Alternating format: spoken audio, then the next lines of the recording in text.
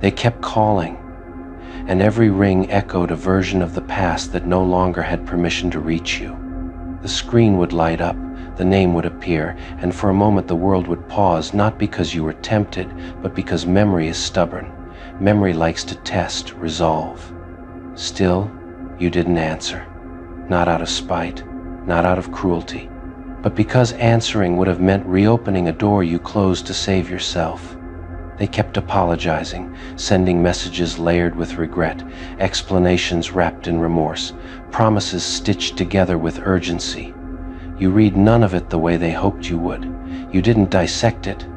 You didn't debate its sincerity. You didn't weigh whether it was enough. You simply didn't acknowledge it.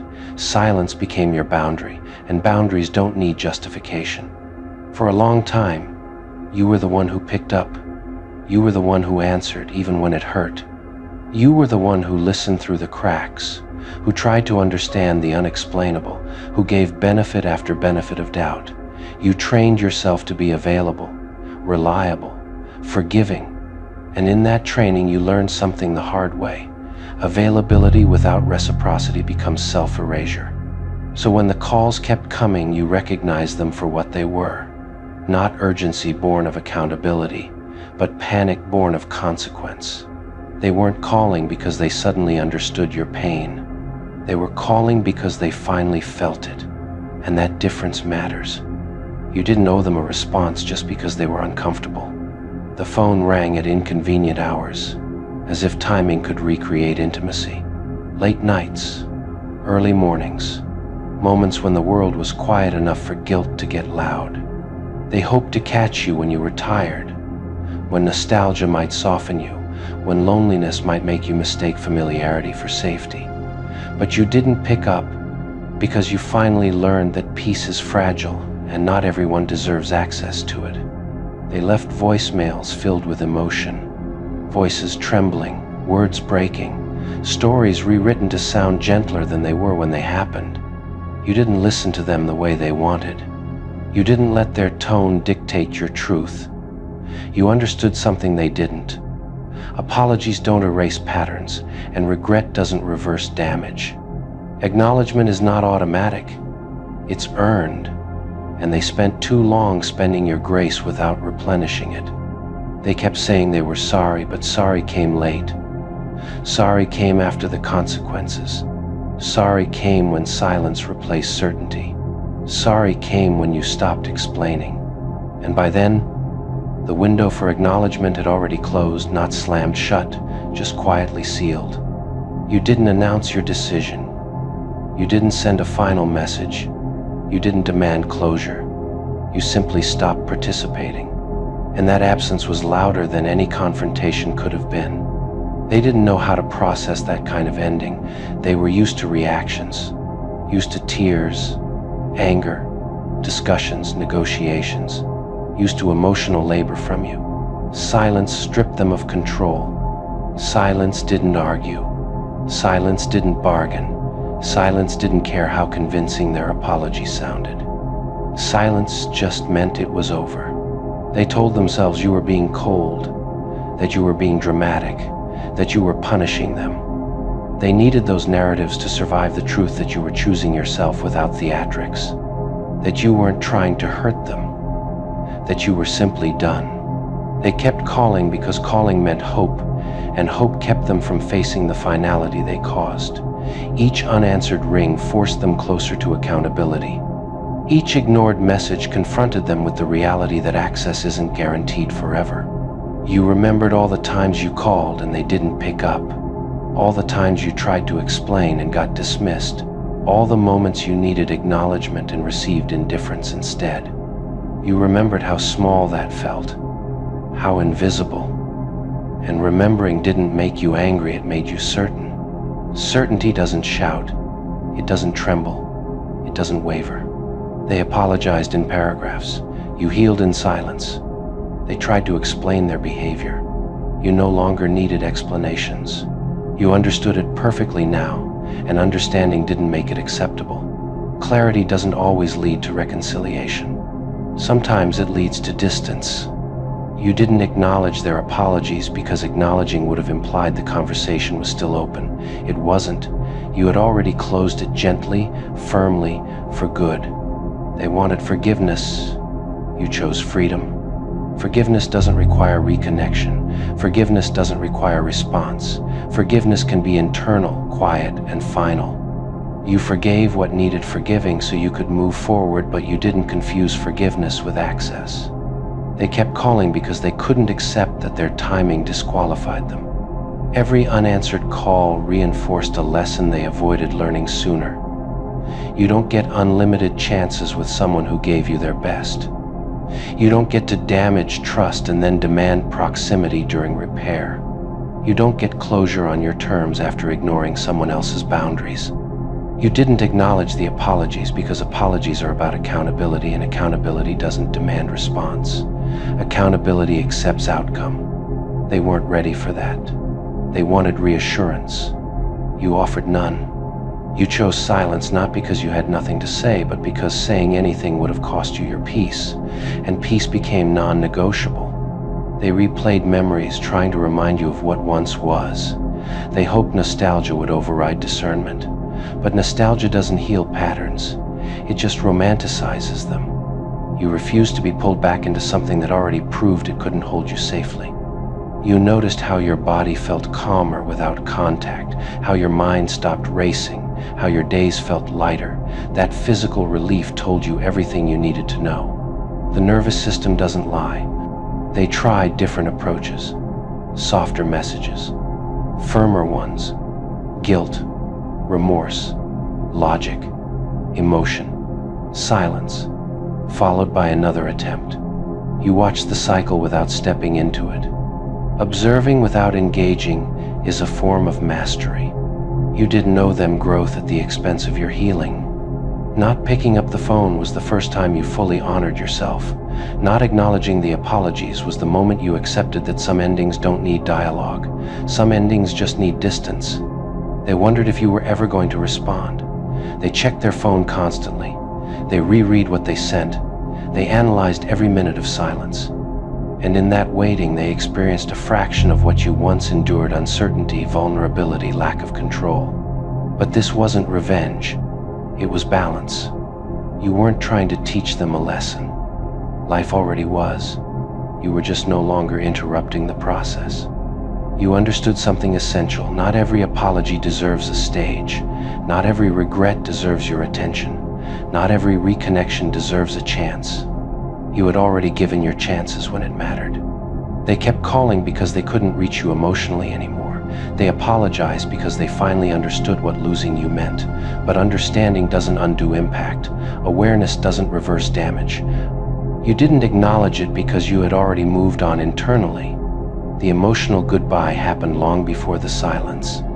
By the time they reached out, you were already somewhere else mentally, emotionally, spiritually. And that's what they couldn't accept. You didn't disappear dramatically. You didn't block loudly. You didn't make announcements. You simply withdrew, quietly, completely. That quiet withdrawal was your power.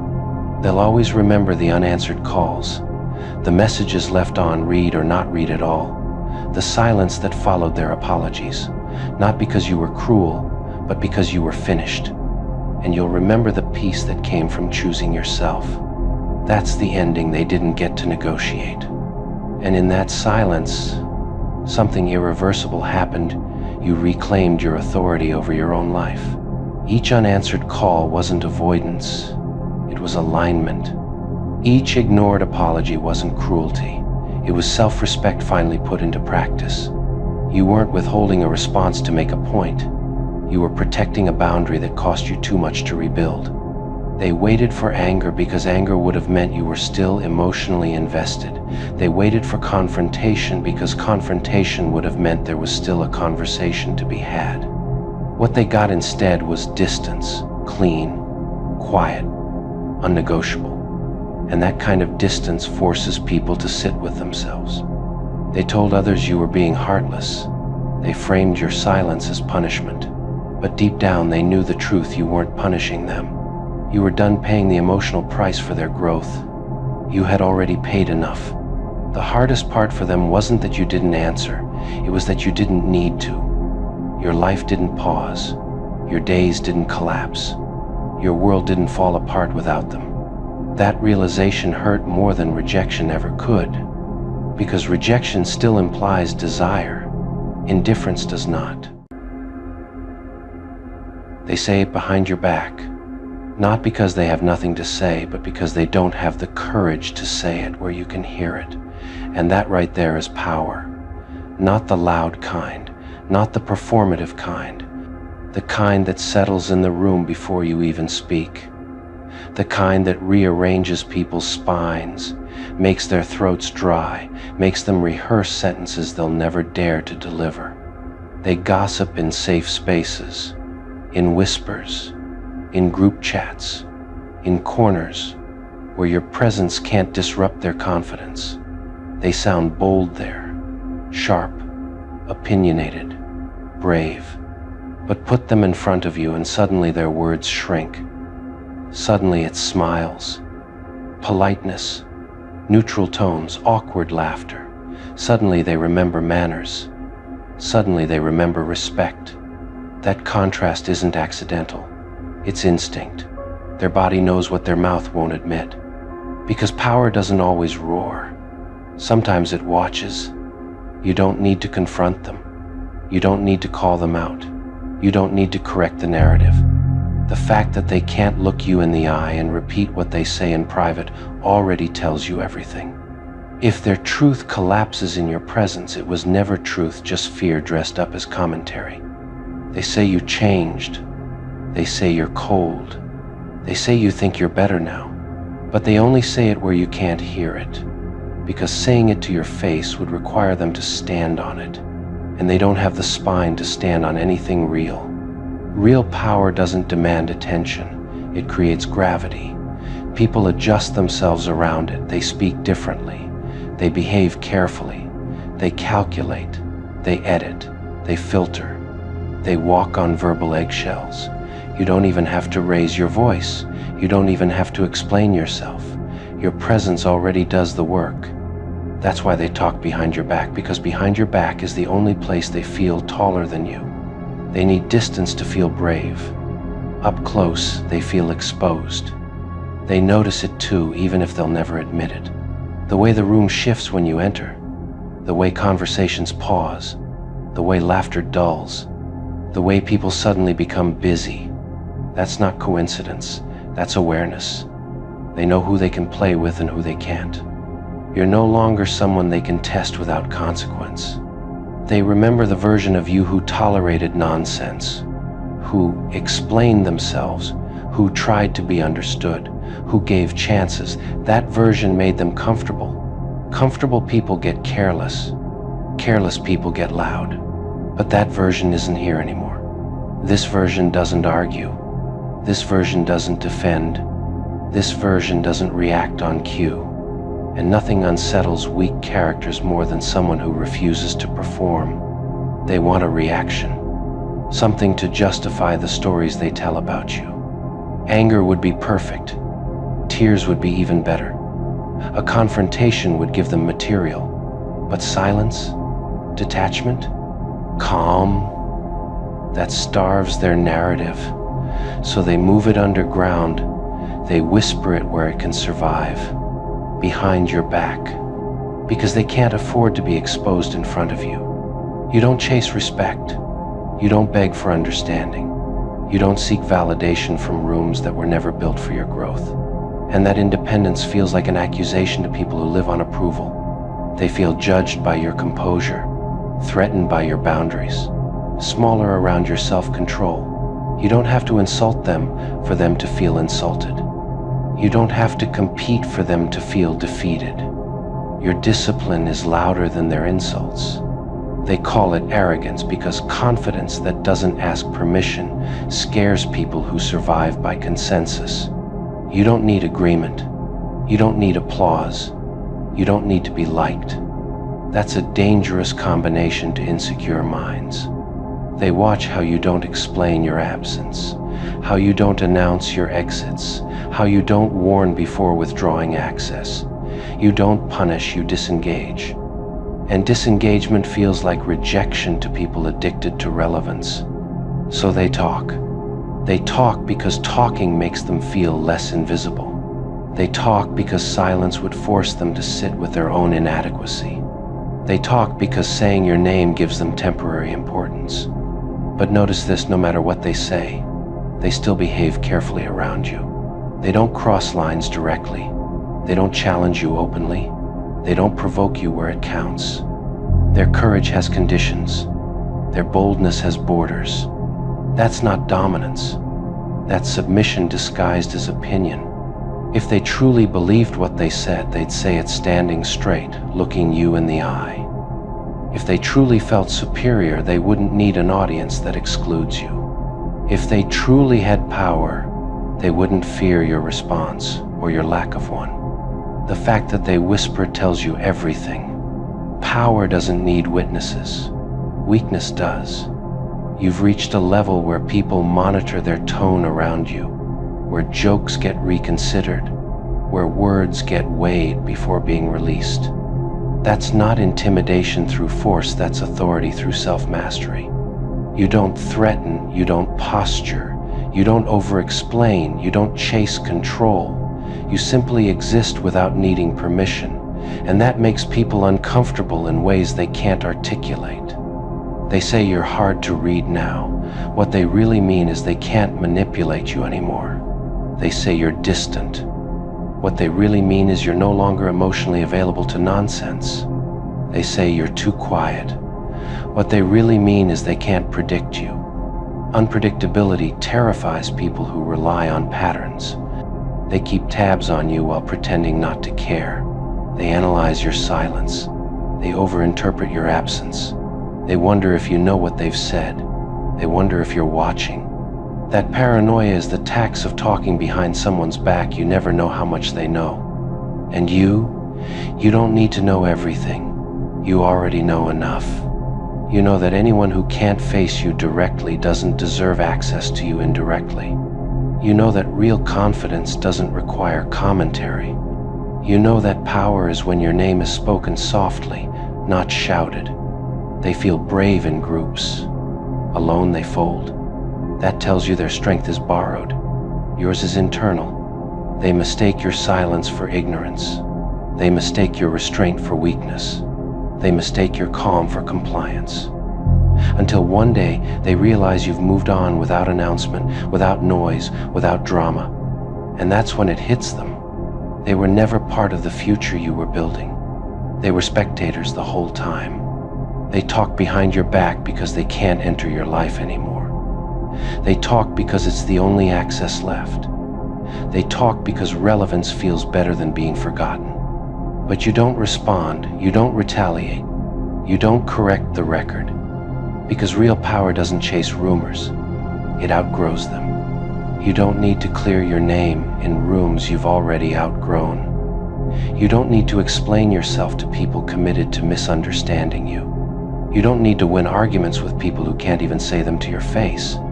Your restraint isn't fear, it's selectivity. You choose where your energy goes. You choose who gets access. You choose silence when noise would lower your position. That choice alone puts you above most people emotionally. They sense it. That's why they keep your name in their mouth but never on their lips when you're present. They know confrontation would expose them. They know eye contact would dissolve their confidence. They know your calm would dismantle their performance. So they stay behind your back where they feel safe. And that's the truth about power no one likes to admit.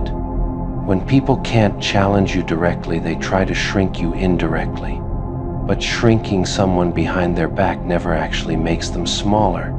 It just proves they've already grown beyond reach. You don't need revenge. You don't need acknowledgement. You don't need validation.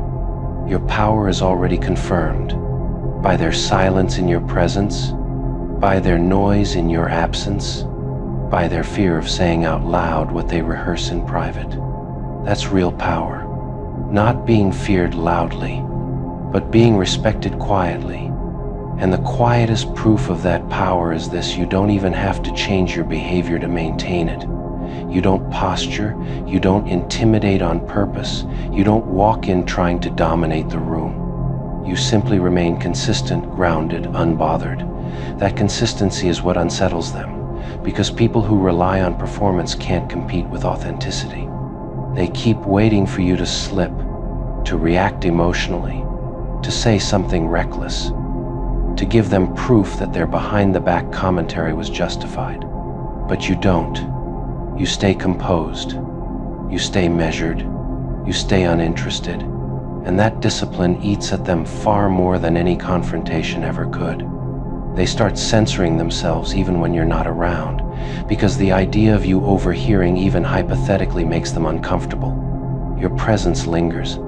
That's power too. Not domination of space, but occupation of mind. You live rent-free in the very people who pretend you're irrelevant. They'll never admit it out loud, but every person they meet now gets compared to you. Every conversation, every glance, every moment is measured against the way you once made them feel. And every single time, reality disappoints them. Because the truth is simple. You were irreplaceable, and they never realized it until you were gone. They didn't understand your worth when you were right there, loving them effortlessly. They mistook your kindness for abundance, as if people like you grow on trees. They thought they could do better. They thought they could upgrade, but now they're learning the cruelest lesson of all: quality doesn't repeat. They didn't realize your presence was rare. Your empathy, your patience, your loyalty, those things don't come packaged in every new face they chase. Now, every time they try to connect with someone else, the emptiness reminds them of what they threw away. It's a curse they placed on themselves. They wander from person to person, searching for something familiar, something comforting, something powerful, but it never arrives. Because the spark they felt with you wasn't chemistry, it was alignment, destiny, divine timing, and they shattered it with their own hands. They thought moving on would be easy. They thought replacing you would be quick. But now they're drowning in the realization that what you offered came once in a lifetime. And the people they seek now can't even match your shadow. Your silence haunts them. Your absence exposes the cheapness of everything they're settling for now. They can't find your depth in shallow waters. They can't find your strength in fragile hearts. They can't find your authenticity in people who only pretend. You were the standard, and nothing they meet now even comes close. They scroll through contacts, through messages, through memories, hoping something will numb the ache, but nothing does. Because the standard you set wasn't emotional, it was spiritual. You touched places in them they didn't even know existed, and they'll spend years trying to fill those empty spaces. Every new conversation reminds them of your wit. Every argument reminds them of your honesty. Every silence reminds them of your peace. They try to replicate the bond, but all they're doing is chasing ghosts, you being the biggest one. They didn't appreciate how you understood them without explanation. They didn't appreciate how you forgave them before they even apologized. They didn't appreciate the way you knew their flaws and still chose them. Now they're encountering people who won't tolerate even a fraction of what you accepted. And reality hits them hard. You weren't demanding. You were balanced. You weren't clingy. You were loyal. You weren't soft. You were golden. And they treated gold like dust. Now they're left with hands full of sand. They can't replicate the comfort you provided. They can't recreate the peace you brought. They can't revive the magic you naturally radiated. And each disappointment feels like punishment for taking you for granted. Their ego dies a little each time they realize the people they chase now don't stay. They don't invest. They don't care the way you did. Because what you brought to the table wasn't normal, it was exceptional. They thought they were the prize, the catch, the rare one. But losing you showed them the truth. You were the blessing. You were the shift. You were the upgrade. And now they're stuck with the uncomfortable knowledge that they fumbled something extraordinary. They remember the softness of your voice, the way you listened without judgment, the way you made them feel safe, and they know deep down they won't ever experience that combination again. That realization gnaws at them, day after day. They replay your laughter now, realizing how genuine it was. They replay your words, realizing how wise they were. They replay your loyalty, realizing how unwavering it was. And all they can do is wish they had treated you better when they had the chance. You set a bar they can't reach anymore. Not because others aren't good enough, but because the version of them who had access to you no longer exists. They burn that version trying to impress the wrong crowds. Every time they look into someone else's eyes, they search for your fire. Every time someone touches their hand, they look for your warmth. Every time they feel lonely, they crave your presence. But replacements don't heal regret. They're bumping into the consequences of mistaking your love for weakness. They're learning that strong souls don't beg, they move on. And once they move on, no force on earth can bring them back. They didn't just lose a person, they lost a future. Every road they walk now is haunted by the thought of what could have been if they had simply matured, cared, and chosen you properly. The thought follows them like a shadow that never fades. You were the one thing in their life that wasn't temporary. You were the one they could have built an entire world with. But they chose chaos, ego, pride. And now, all they're left with is the ache of realizing that you were the safest place they ever had. Time will pass, years will shift, people will come and go, but the memory of you will stay carved into the back of their mind like a scar they gave themselves. They'll forget faces, forget names, forget moments, but they'll never forget you. Because you weren't just someone they loved. You were the standard, the blueprint, the bar no one else can reach. And that is the punishment life gives to those who mishandle rare souls. They will search for you in everyone, and never find you again. They didn't realize that once someone experiences a presence like yours, every connection after feels half awake. That's why they wander through people like someone flipping through static channels, waiting for a signal that feels like what you effortlessly were. But the truth is simple, they won't find it. Not because others aren't good enough, but because what you brought wasn't something that can be copied, mimicked, or manufactured. It was born from who you are, not from what you did. They replay your conversations in their mind now, trying to understand how you carried so much weight with so few words, how your silence said more than other people's paragraphs, how your presence felt like a mirror and a challenge at the same time. They didn't appreciate it when they had it because they assumed you'd always stay. But losing you taught them the language of emptiness, and its fluency they never wanted. They sit with the realization that they didn't upgrade when they left, you did. While they tried to find someone easier, more predictable, more bendable, you became someone stronger, colder, wiser. You grew in ways they'll never be able to understand. And now you're the version of yourself they always hoped you wouldn't become, the one who doesn't need them at all. Their mistake wasn't treating you badly. Their mistake was treating you badly while assuming you'd never change. They believed your kindness was dependence. They believed your patience was weakness. They believed your effort was lack of options. And now they're learning the most painful truth. You were never the one who needed them. They were the one who needed you. They scroll through people's faces, hoping something sparks the familiarity you once gave them without trying. But nothing lands. Nothing sticks. Nothing feels real. Because you weren't just a person, you were a standard, a level, a league they never earned but were lucky enough to touch. And now that you're gone, they walk through their days comparing everyone to a memory they ruined. They remember the way you made them feel seen, understood, valued, and challenged.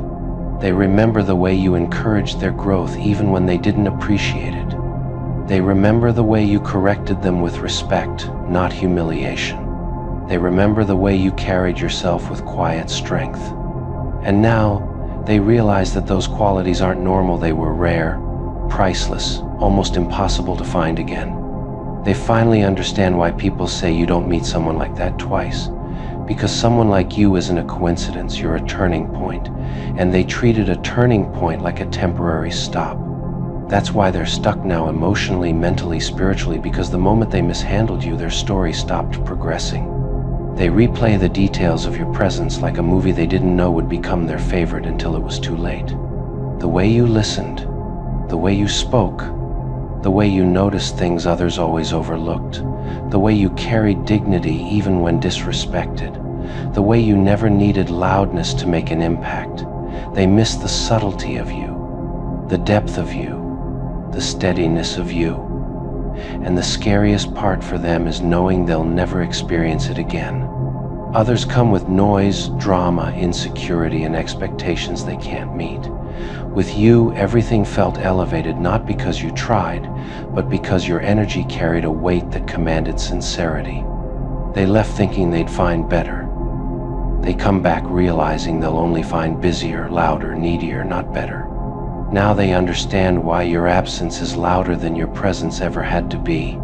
Because when someone loses a standard, everything becomes a downgrade. And no matter who they date, who they chase, who they settle for, none of them can offer what you did. Authenticity without performance, depth without chaos, love without conditions. They never saw it coming. They thought you were just another casualty, another name to fade away in the credits, another soul broken by their cruelty. They thought their betrayal would destroy you, that their disrespect would silence you, that their lies would erase your spark. But oh, how wrong they were. You weren't the tragedy of the story, you were the turning point. You weren't the downfall, you were the climax. They thought your silence was surrender. They thought your absence was defeat. What they didn't realize was that you were simply gathering momentum, letting the noise burn itself out while you sharpened your purpose. They thought they'd written your ending, but the truth is, you were only in the middle of your rise. You were never meant to be the victim, you were destined to be the revelation.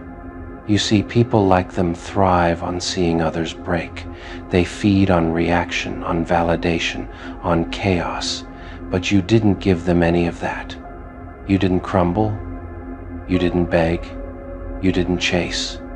You simply vanished into your silence, and that silence became your power.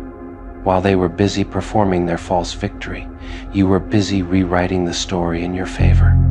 And when you came back calm, composed, unbothered, they didn't know how to process it, because people like them expect pain, not peace. They expect tears, not transformation. They wanted to see you shattered. Instead, they saw you shining. They wanted to see you lost. Instead, they found themselves irrelevant. You didn't just survive, you shifted the entire tone of the story. They made you a subplot, but you became the main event. They thought they'd close the chapter, but you became the whole book.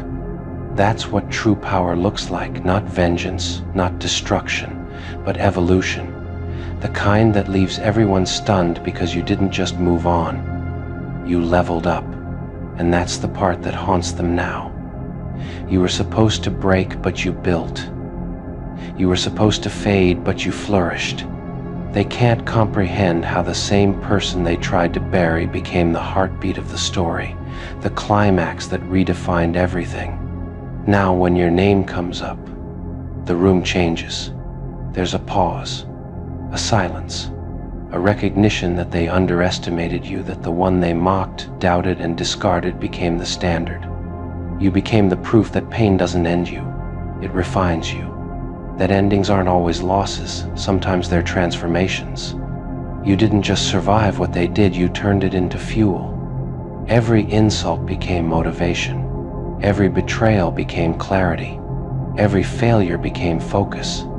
You didn't just walk through the fire, you became it. And now, when they look at you, they see the flames of everything they thought would destroy you, burning quietly in your eyes. That's what makes you dangerous. You don't need revenge. You don't need recognition. You don't even need closure. Your success is the closure. Your peace is the payback.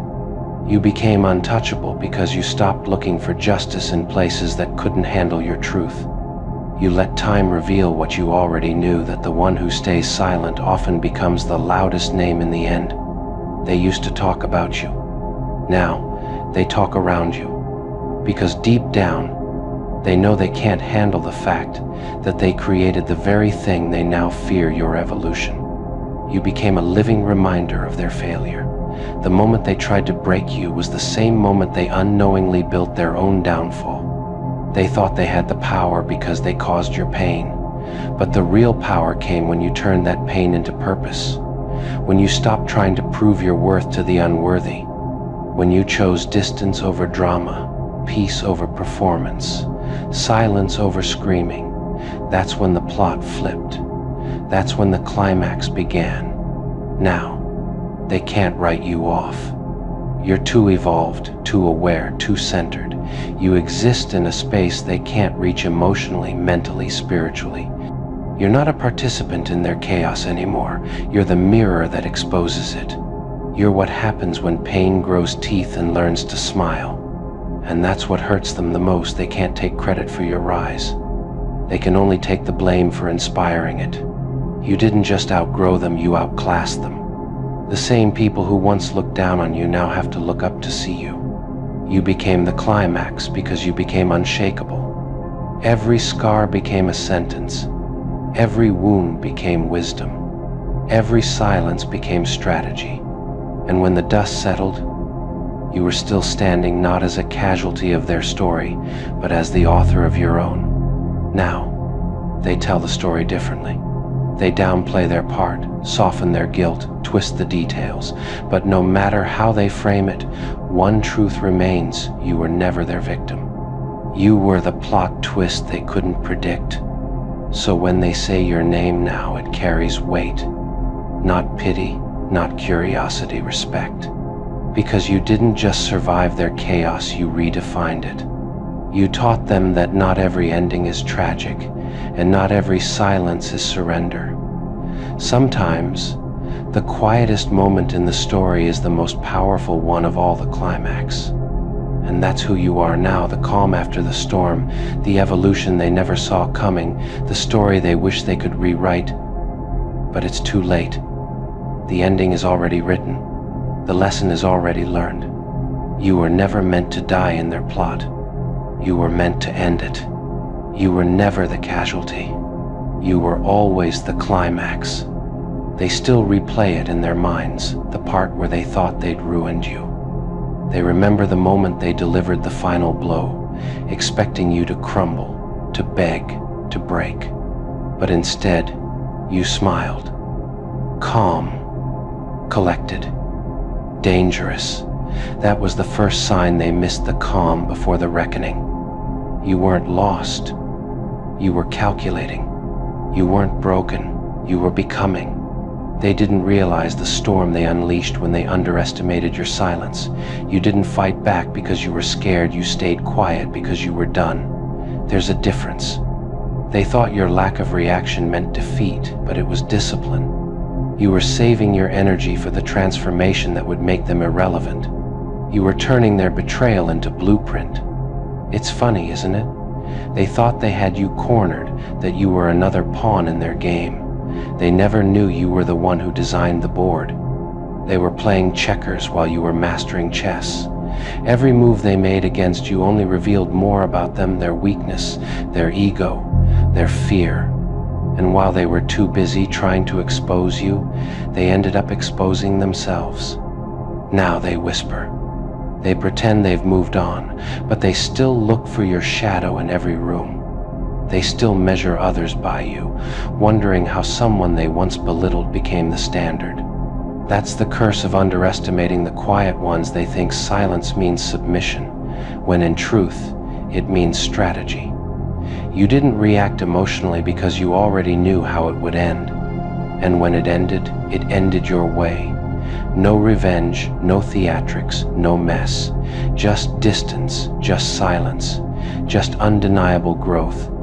That's what makes it burn. You didn't have to destroy them. They destroyed themselves trying to destroy you. The collapse they planned for you became their own downfall. They were loud when they thought they'd won. Now, they're quiet, confused, haunted. Because while they wasted time plotting your pain, you built peace, and peace is power. You didn't need to prove your worth. Your evolution did it for you. The very things they tried to use against you became your foundation. Their rejection built your resilience. Their lies fueled your clarity. You became everything they claimed you could never be: calm, controlled, powerful. Not because you wanted to prove them wrong, but because you stopped needing their validation altogether. That's what they'll never understand. Your victory wasn't revenge. It was release.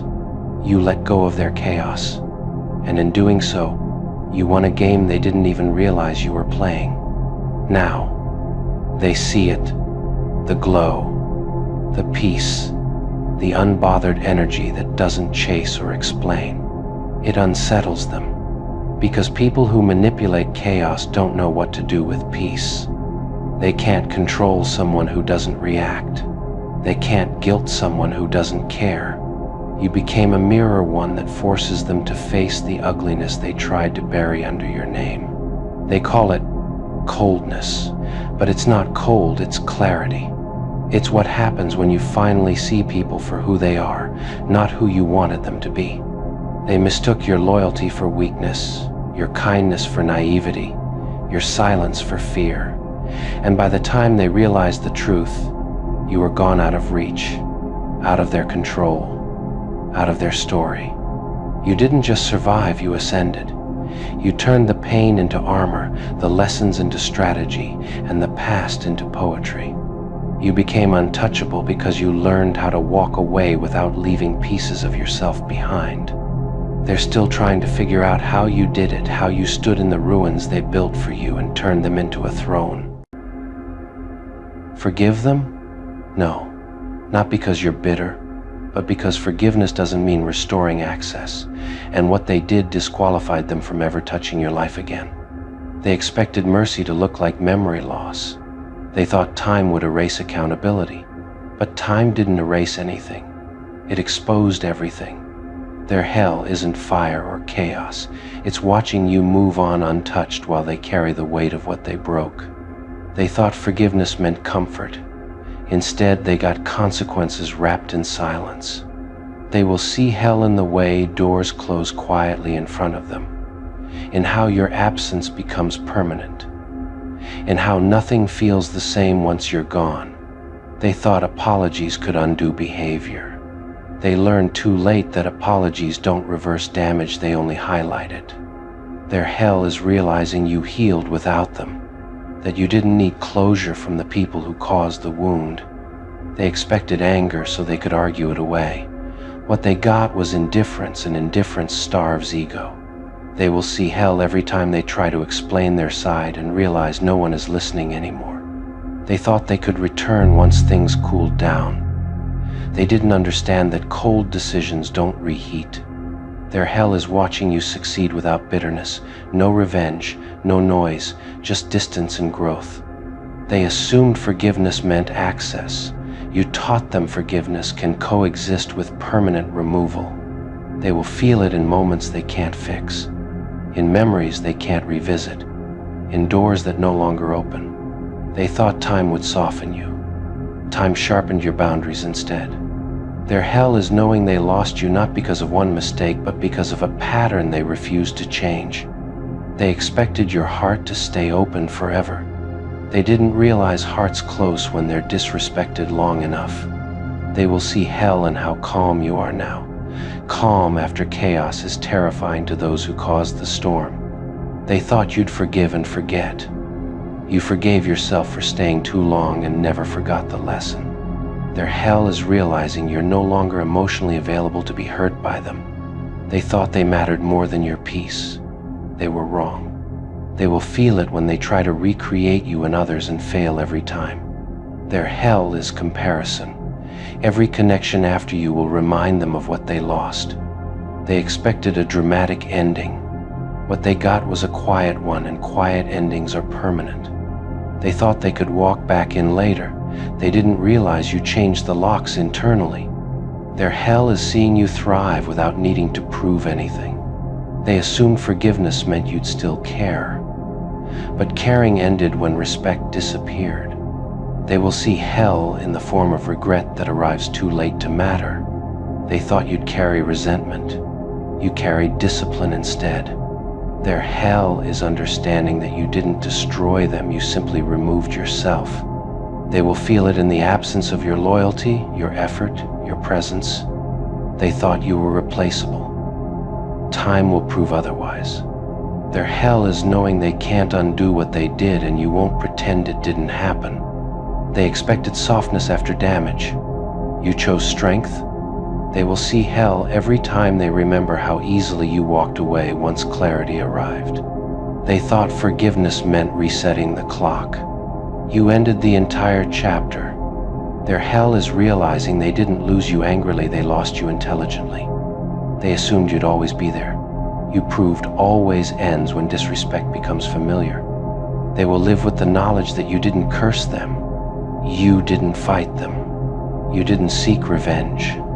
You simply left, and that absence became the consequence they can never escape.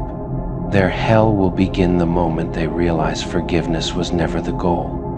Growth was, and growth doesn't look back to rescue people who chose to harm. They will feel it in the silence where your presence used to soften everything. Silence has a way of amplifying regret when there's nothing left to distract from it. They thought forgiveness would mean relief. Instead, they got awareness, the slow, crushing understanding of what they lost. Their hell will be watching you live freely without carrying bitterness. Nothing hurts worse than knowing you didn't destroy yourself over them. They expected time to blur their mistakes, but time sharpened them, turning memories into permanent reminders. They will feel it when their name no longer has power over your emotions. When their existence becomes neutral, irrelevant, small, their hell is realizing you don't even need to dislike them anymore. Dislike still means engagement. You moved beyond that. They thought you would soften once the pain faded. They didn't realize pain didn't harden you, clarity did. They will see hell in the way you no longer explain yourself. No defenses, no justifications, just distance. They assumed forgiveness meant re-entry, but forgiveness only released you, not them. Their hell is the loss of access to your energy, your loyalty, your protection, things they took for granted until they vanished. They will feel it in moments where they wish they could reach out and realize they can't. They thought remorse would save them. They didn't understand remorse without change is meaningless. Their hell is knowing you didn't need them to heal. You healed by removing the source. They will see it when others don't tolerate what you once endured. That comparison will haunt them. They expected you to stay emotionally available. You chose emotional sovereignty instead. Their hell is watching you trust again, just not them. They thought forgiveness meant forgetting. You remembered enough to never repeat the mistake.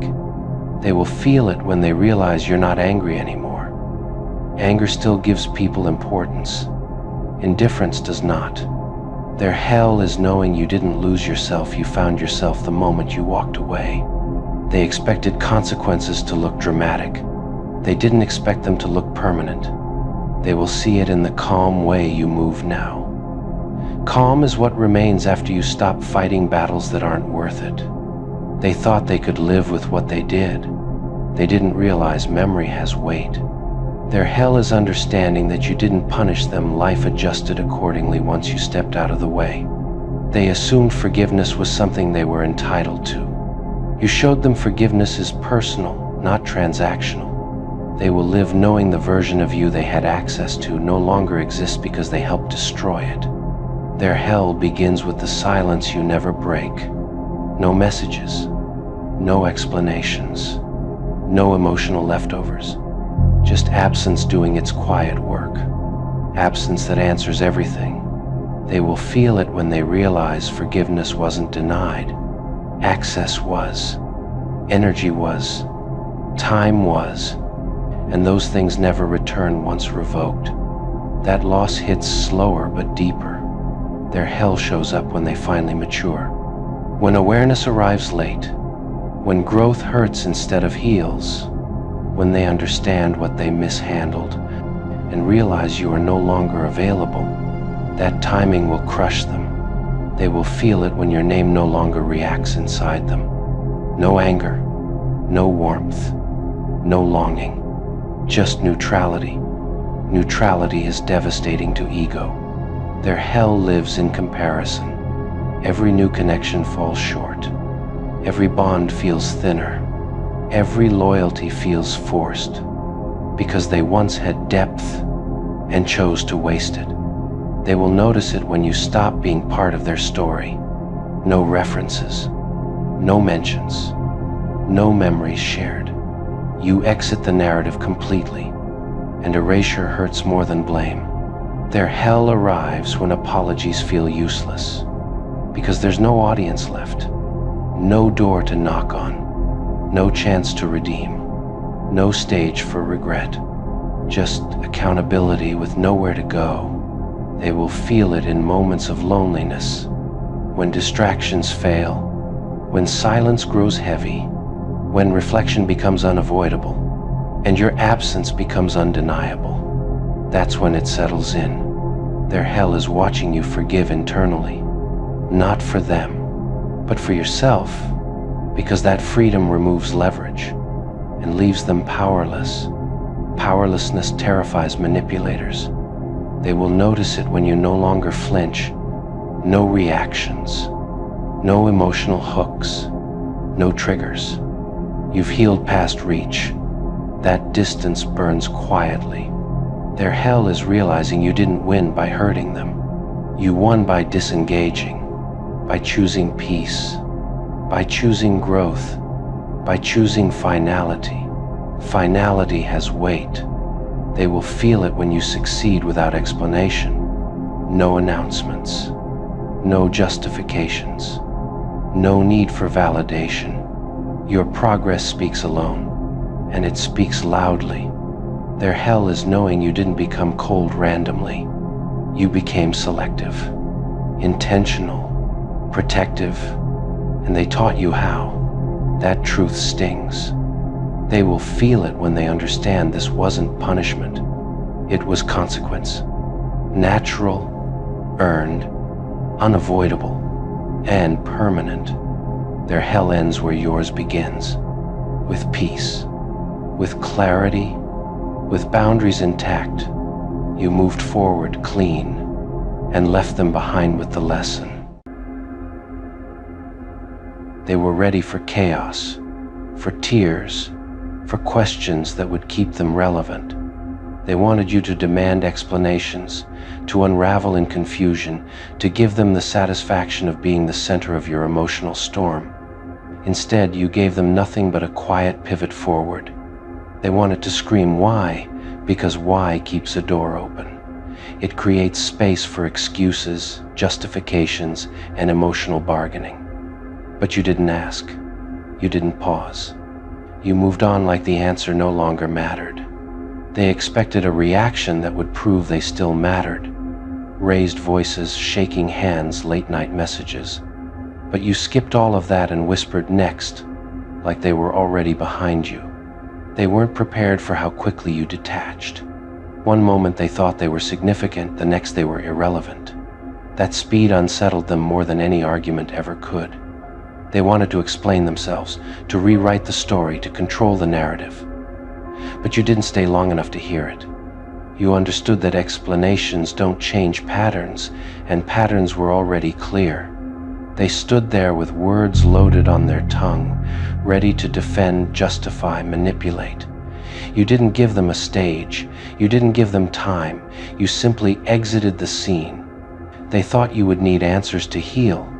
They didn't realize clarity had already arrived. When clarity shows up, questions disappear. They wanted to scream because screaming is a last attempt at power, but you had already reclaimed yours by choosing momentum over meaning. They were still emotionally unpacking the situation while you were already closing the door. That difference in timing made them feel foolish and exposed. They thought the bond meant you'd hesitate, that you'd slow down, that you'd look back. but you moved forward without dragging the past behind you. They wanted to see pain in your eyes. Instead, they saw decision, calm, resolve, and that terrified them. They wanted to argue about what went wrong. You understood what went wrong the moment respect left the room. No discussion required. They believed you would need closure from them. They didn't realize closure is something you give yourself when you stop expecting decency from people who've already shown you who they are. They wanted to scream why because they couldn't accept how easily you let go. But letting go wasn't easy, it was necessary. They were still emotionally stuck in the moment they lost control. You had already mentally stepped into the next chapter. They wanted to negotiate feelings. You were already renegotiating your standards upward. They expected nostalgia to slow you down, memories to soften you. But memories don't outweigh self-respect once it finally wakes up. They tried to pull you back into conversation, into emotion, into unfinished business. You denied them all of it with a single choice: forward. They were still searching for reasons. You were already searching for better. They wanted your attention, even if it came in the form of anger, but you didn't even give them that courtesy. They mistook your silence for shock. It wasn't shock, it was certainty. They wanted to scream because they felt discarded. You didn't discard them emotionally. You simply stopped carrying what no longer belonged to you. They were desperate for a reaction that would confirm they mattered. But indifference is the loudest confirmation that someone no longer does. They stayed behind asking why me, while you moved on asking what's next. They thought endings had to be dramatic to be real. You proved that the most final endings are the quiet ones. They wanted closure through conversation. You chose closure through action. They were still processing the loss. You had already accepted the lesson. They expected you to break stride. You didn't even slow your pace. They wanted to scream because they felt powerless. And they were right the moment you said next, their power disappeared. They tried to haunt your thoughts, but your mind was already occupied with growth, direction, and distance.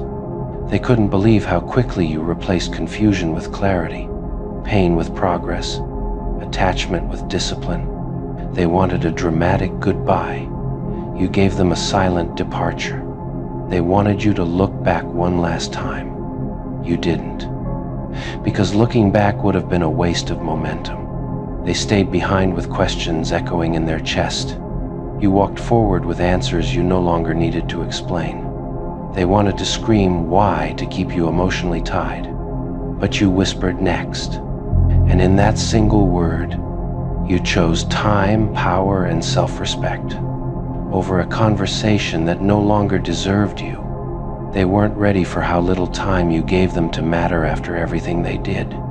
They expected delays, emotional traffic, a long goodbye. But you treated time like currency and refused to spend another second on something already bankrupt.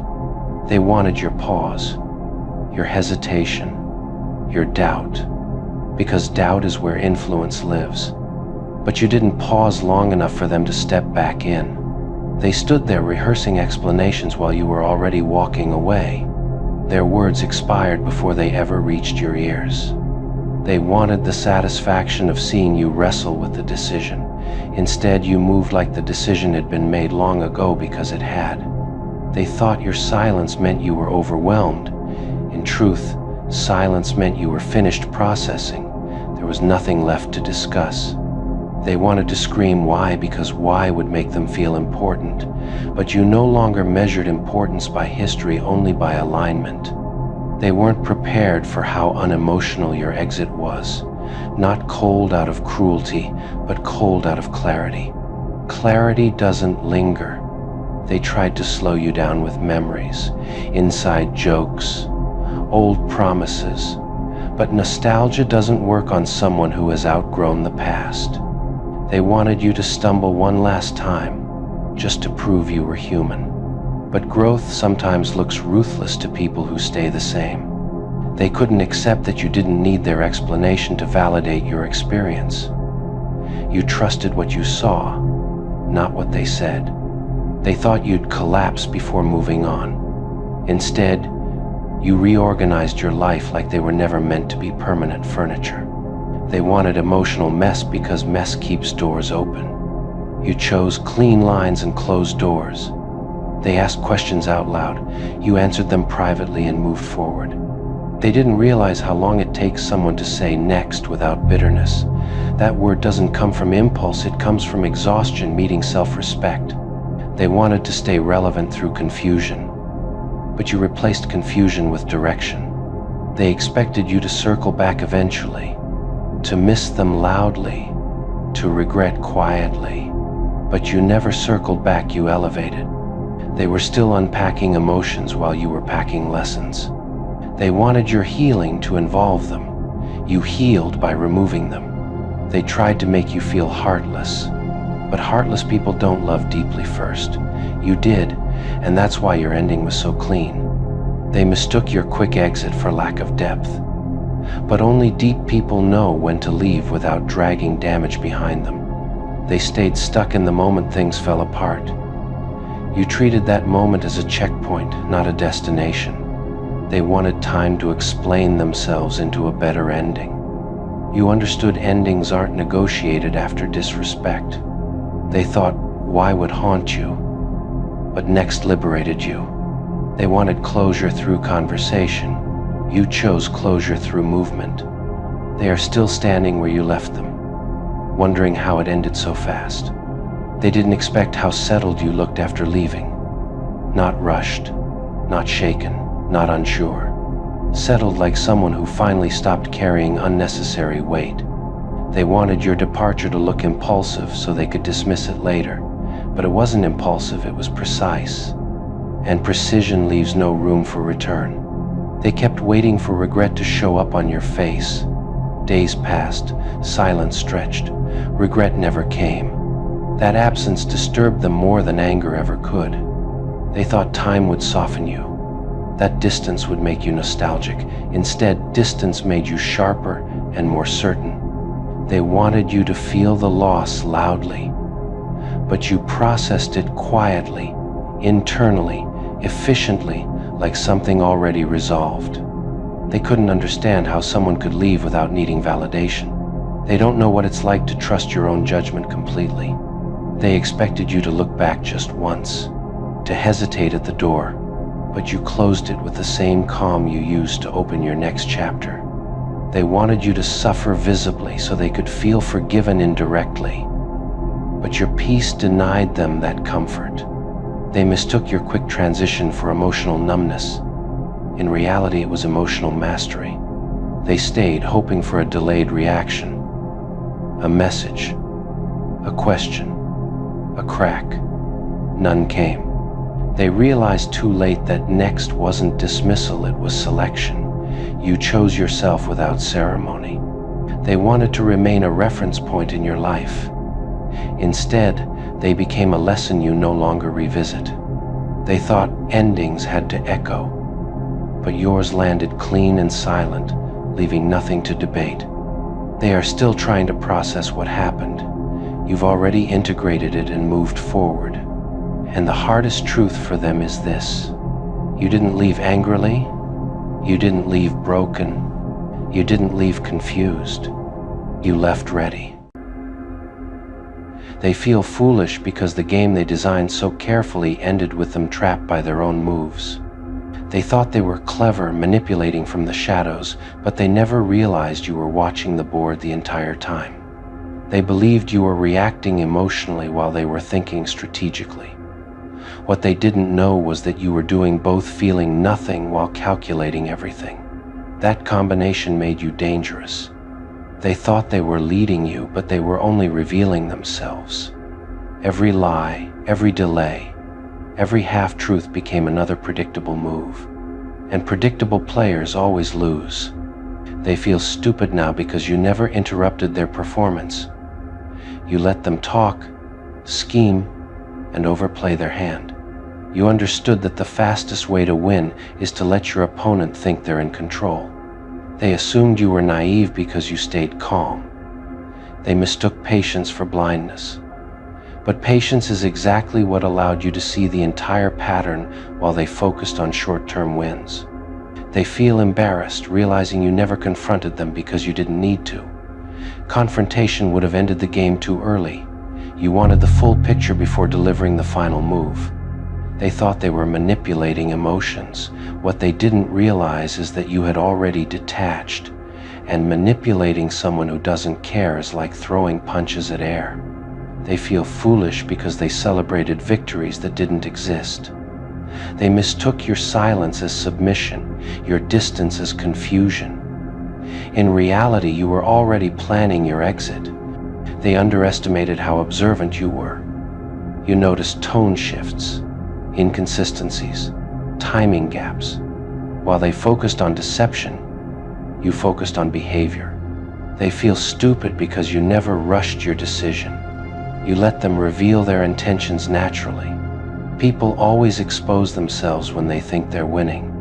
They thought they were smarter because they talked more. You proved intelligence doesn't need an audience. You listened, processed, and waited. They feel humiliated knowing you saw through the game long before it ended. You weren't figuring things out at the end, you were confirming what you already knew. They expected an emotional breakdown. Instead, they got a clean checkmate. No yelling, no chaos. Just one final move that ended everything instantly.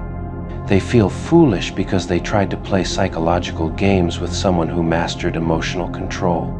And emotional control beats manipulation every time. They thought they could outthink you because you didn't argue. But arguing was never the goal. Winning was. They feel exposed because once you walked away, the entire illusion collapsed. Without you participating, their game had no meaning. They didn't realize that by lying, they were giving you leverage. Every contradiction became proof. Every excuse became confirmation. They feel stupid because you never accused them, you let their actions convict them. That's the cleanest checkmate there is. They thought they were ahead because they had information. They didn't realize you had awareness. Awareness always wins. They feel foolish now, replaying conversations, realizing how obvious they were. The signs they thought you missed were the ones you noted first. They underestimated your self-control. They thought emotions ruled you, but you had already separated emotion from decision. They feel embarrassed because the moment you left, they understood they never had power. You allowed them to think they did. They tried to flip the narrative, but it didn't work. You didn't respond. And without reaction, manipulation dies instantly. They feel like amateurs because you never showed your hand. You let them expose theirs completely before moving. They thought they were smart because they planned. You were smarter because you waited. They feel foolish because you never tried to beat them at their own pace. You slowed the game down until their impatience betrayed them. They believed they were setting traps.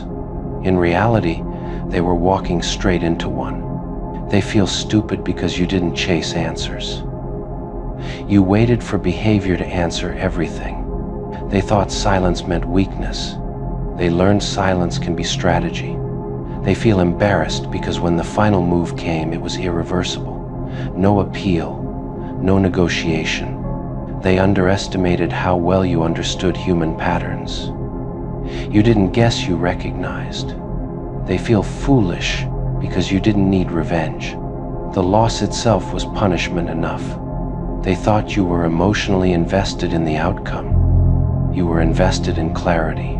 They feel humiliated knowing you let them play the entire game, knowing exactly how it would end. They thought they were writing the story. You simply turned the page and ended it. They feel stupid because the checkmate didn't look dramatic. It looked quiet, calm, and final. They underestimated the danger of someone who stays composed while being underestimated. They feel foolish because the moment they realized the truth, it was already too late. They lost not because you cheated, but because you understood the game better than they ever did. And that's the part they can't escape. They weren't beaten by force. They were defeated by intelligence, patience, and a mind they never saw coming. They replay every move now, trying to locate where it all went wrong. But the truth is cruelly simple. It went wrong the moment they assumed you were stupid. Underestimation was the first mistake, and everything after that was just them digging deeper. They feel foolish because you never rushed the game. You never tried to outplay them loudly. You let them believe they were winning while you calmly mapped the end. Nothing humiliates a strategist more than realizing the opponent was never panicking. They can't stop thinking about how confident they were, how smug, how sure they felt, pulling strings they believed you couldn't see. That confidence now feels like self-inflicted embarrassment.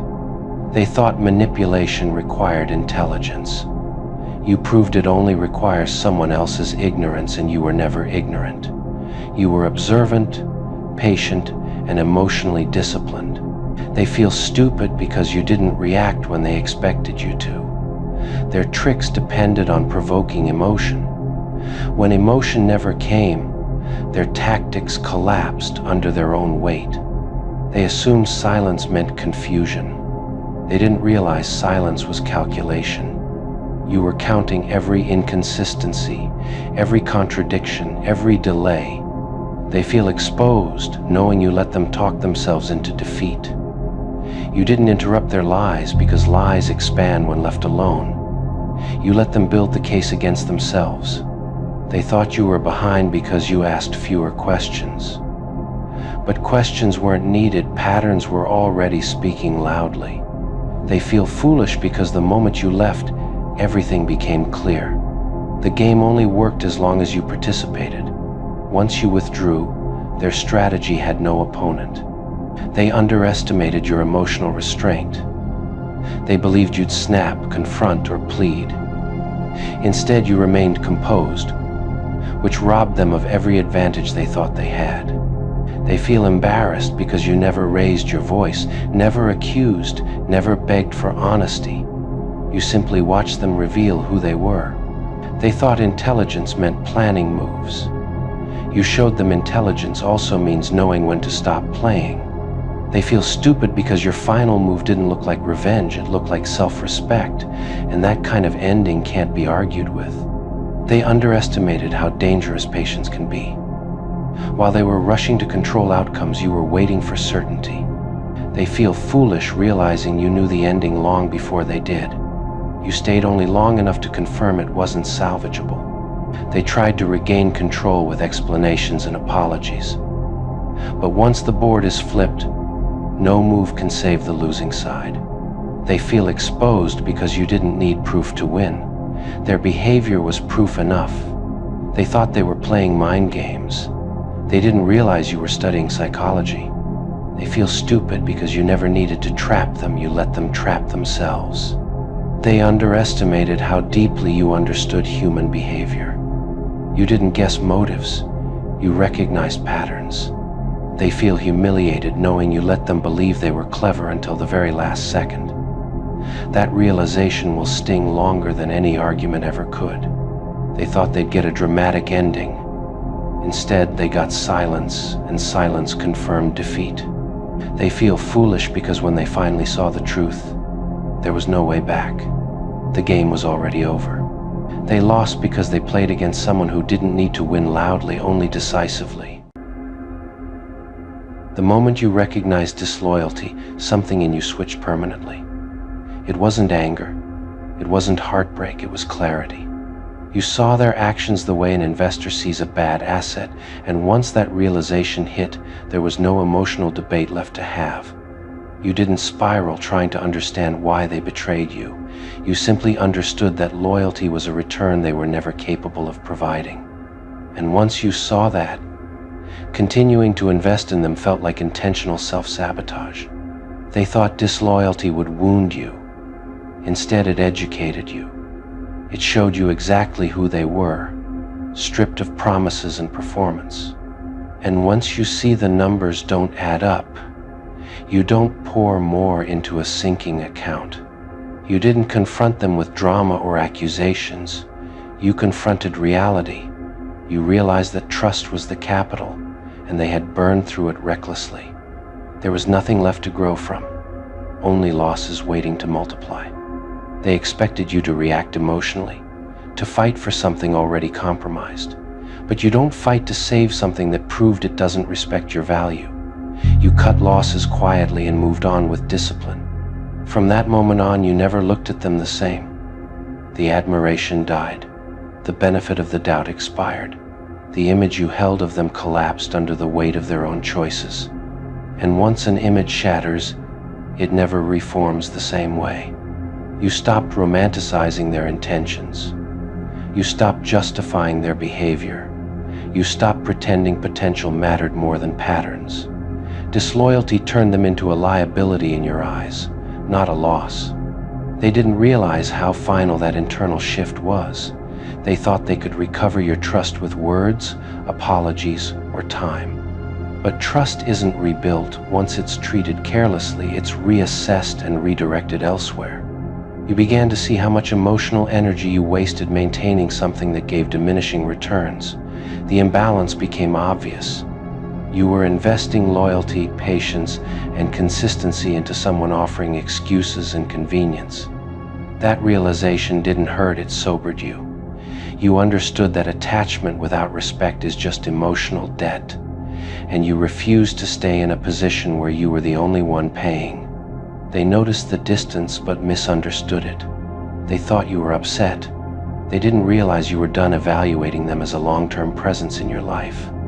You had already made the decision internally.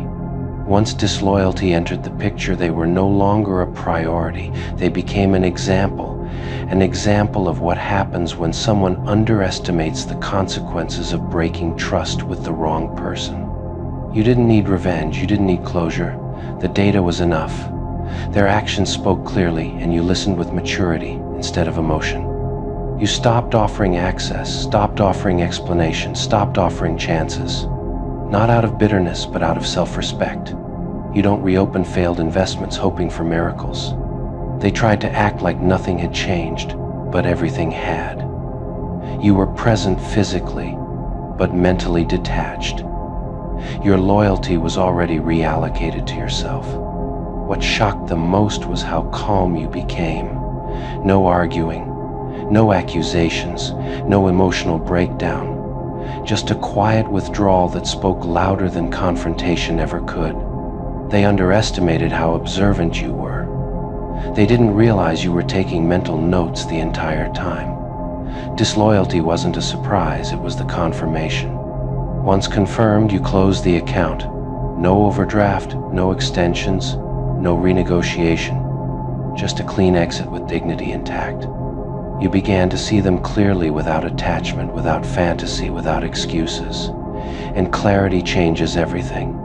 It removes hope where hope is dangerous. They wanted forgiveness. You chose discernment, because forgiveness doesn't mean continued access, and you were done confusing the two. Your standards rose the moment they failed to meet them. You realized loyalty wasn't rare, it was just incompatible with people like them. You never looked up to them again, not because you hated them, but because respect once lost doesn't regenerate. You can't admire what proved itself unreliable. They felt the shift immediately. The warmth disappeared. The effort stopped. The door remained open physically but locked emotionally. They mistook your silence for weakness, but silence was your decision, not your confusion. You had already moved past them mentally. You began investing your energy elsewhere, into peace, growth, discipline, and self-respect. And compared to that, they felt small, noisy, and draining. They couldn't understand how quickly you moved on. But you didn't move on quickly, you moved on decisively. There's a difference. Disloyalty disqualified them from your future. And you don't revisit disqualified options, no matter how familiar they feel. They still hoped you'd see them the way you once did. But once the illusion breaks, it never reforms. You don't unsee betrayal. You became colder, not cruel, sharper, not bitter, selective, not closed.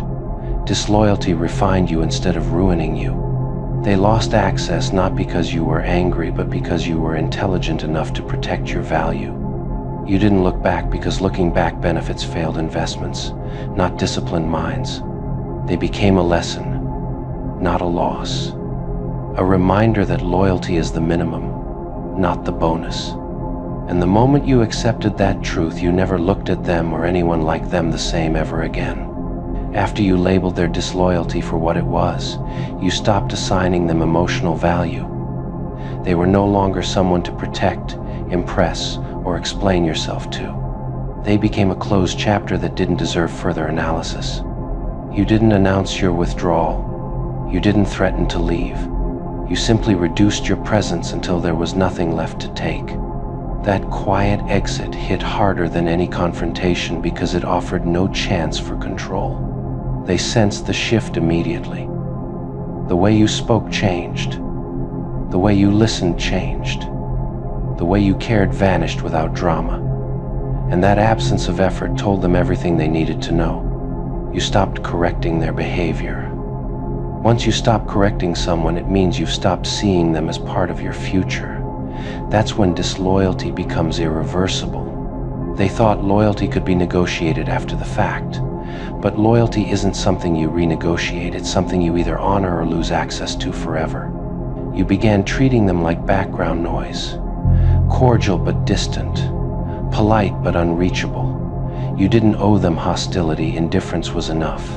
They tried to revive old memories, old jokes, old emotional leverage. But nostalgia has no power once trust has expired.